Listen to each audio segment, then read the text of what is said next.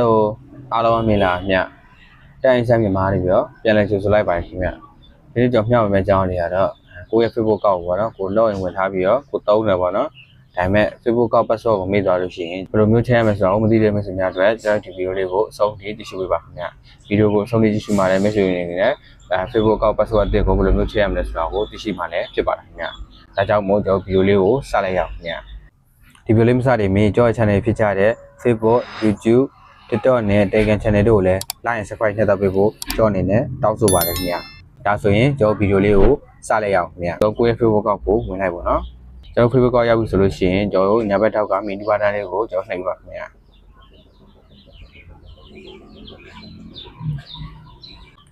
ကျွန်တော်ဒီနေရာရောက်ပြီဆိုလို့ရှိရင်ကျွန်တော် setting and privacy ဆိုတဲ့နေရာလေးကိုကျွန်တော်ထည့်နေပေးပါခင်ဗျာပြီးရင်ကျွန်တော်အပေါ်ဆုံးက setting ဆိုတာလေးကိုကျွန်တော်ထည့်နေပေးပါခင်ဗျာပြီးရင်ကျွန်တော် account center ဆိုတဲ့နေရာလေးကိုကျွန်တော်ထည့်ပေးပါခင်ဗျာကျွန်တော်ဒီနားရောက်ပြီဆိုလို့ရှိရင် password and security ဆိုတဲ့နေရာလေးကိုကျွန်တော်ထည့်ပေးပါခင်ဗျာခေါင်းလေးပါpassword ချိန်မှဖြစ်တဲ့အတွက်ကြောင့်မို့ password and security ဆိုတဲ့နေရာလေးကိုကျွန်တော်ထည့်ပေးပါခင်ဗျာပြီးရင်ကျွန်တော်တို့ကကိုက password မေ့နေတဲ့အတွက်ကြောင့်မို့ password အသစ်ပြန်ချိန်မှဖြစ်တဲ့အတွက်ကြောင့်မို့ change password ဆိုတာလေးကိုကျွန်တော်ထည့်ပေးပါခင်ဗျာပြီးရင်ကိုချိန်မဲ့ Facebook ကောက်ကိုကျွန်တော်နှိပ်လိုက်ပါခင်ဗျာဒီကောင်လေးပါကျွန်တော် Instagram နဲ့ချိန်တိုင်းရင်အောက်ကပေါ့နော်ကျွန်တော်တို့က Facebook နဲ့ Facebook ကို password ချိန်မှဖြစ်တဲ့ကြောင့်မို့ Facebook ကိုနှိပ်ပါပြီးရင်ကျွန်တော်ဒီမှာပေါ့နော်ဒီနေရာမှာကျတော့ကျွန်တော်တို့တစ်ခုရှိရပေါ့နော်ကိုကတကယ်လို့ password သိတယ်ပြောင်းချင်တယ်ဆိုလို့ရှိရင်ကိုရဲ့အရင် password ကိုဒီပေါ်မှာထည့်ပြီးရင်အောက်နှစ်ခုမှာကျွန်တော်တို့ password အသစ်ကိုထည့်ပြီးတော့ကျွန်တော်တို့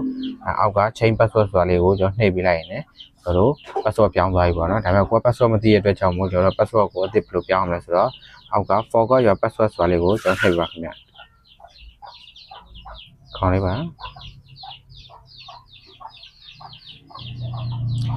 ခေါင်းလေးကျွန်တော်နှိပ်လိုက်မယ်ပြီးရင်ကျွန်တော်ဒီ Facebook မှာချိန်ထားတဲ့ phone number နဲ့ Gmail တွေတခုခုပေါ့နော်အဲ့မှာသူကကုတ်ပို့ခိုင်းပါပေါ့နော်အဲ့ကုတ်ပို့ခိုင်းမှုအတွက်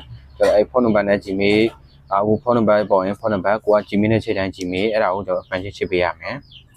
ဒီမှာအမှန်ချစ်လေးချစ်ပေးလိုက်ပြီးရင်ကျွန်တော် connect news စာလေးကိုကျွန်တော်ထည့်ပေးပါခင်ဗျာအဲ့အချိန်မှာကျွန်တော်တို့ဒီမှာကောက်နံပါတ်6လုံးကြာလာမှာပေါ့နော်ကိုယ့်ရဲ့ Gmail တွေကိုကြာလာမယ်ကြာပြီးလို့ရှိရင်ကျွန်တော်ဒီမှာကိုယ့်ရဲ့ Gmail ထဲမှာသွားကြည့်ပြီးလို့ရှိရင်ဒီကောက်နံပါတ်6လုံးကိုဒီမှာထည့်ပြီးတာနဲ့ကျွန်တော်တို့ connect news စာလေးကိုကျွန်တော်ဆက်နေပေးပါခင်ဗျာကျွန်တော် Gmail ထဲမှာ password ကောက်နံပါတ်6လုံးကြာမှာဖြစ်တဲ့ကြောင့်မို့ကျွန်တော်တွက်ကြည့်လိုက်မယ်တွက်ယူလိုက်မယ် password 6လုံးရပြီဆိုလို့ရှိရင် connect news ဆိုတာလေးကိုကျွန်တော်နှိပ်လိုက်မယ်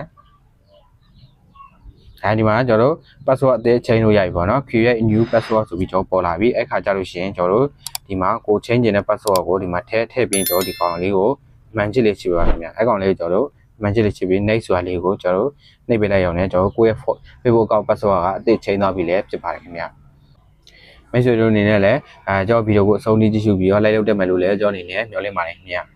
ကျွန်တော်ဗီဒီယိုကိုအဆုံးထိကြည့်ရှုပေးတဲ့အတွက်လည်းအားလုံးကိုကျေးဇူးတင်ပါတယ်ခင်ဗျာကျွန်တော်ဗီဒီယိုကြည့်ရှုသူအားလုံးစိတ်ချမ်းသာခြင်းကိုယ်ကြီးကျန်းမာခြင်းနဲ့ပြည့်စုံကြပါစေခင်ဗျာ